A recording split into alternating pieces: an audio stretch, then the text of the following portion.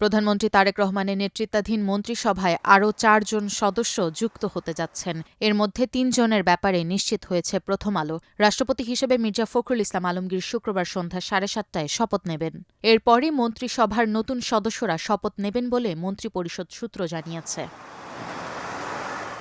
সরকার ও বিএনপির সূত্রগুলো বলছে, মন্ত্রী হিসেবে শুক্রবার শপথ নিতে যাচ্ছেন বিএনপির স্থায়ী কমিটির সদস্য ও নরসিংদী ২ আসনের সংসদ সদস্য ড আব্দুল মঈন খান, বিজেপির চেয়ারম্যান ও ভোলা ১ আসনের সংসদ সদস্য ব্যারিস্টার আন্দালিব রহমান পার্থ এবং বান্দরবান জেলা বিএনপির আহ্বায়ক ও বান্দরবান আসনের সংসদ সদস্য সাচিং প্রুজেরি।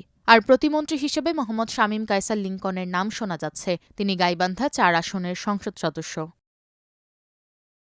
রাষ্ট্রপতি নতুন ৩ মন্ত্রী ও ১ প্রতিমন্ত্রীকে শপথবাক্য পড়াবেন। এর মধ্যে মন্ত্রিপরিষদ বিভাগ থেকে সম্ভাব্য মন্ত্রী প্রতিমন্ত্রীদের কয়েকজনের সঙ্গে যোগাযোগ করা হয়েছে। তাদের সন্ধ্যায় বঙ্গভবনে উপস্থিত থাকার জন্য অনুরোধ জানানো হয়েছে।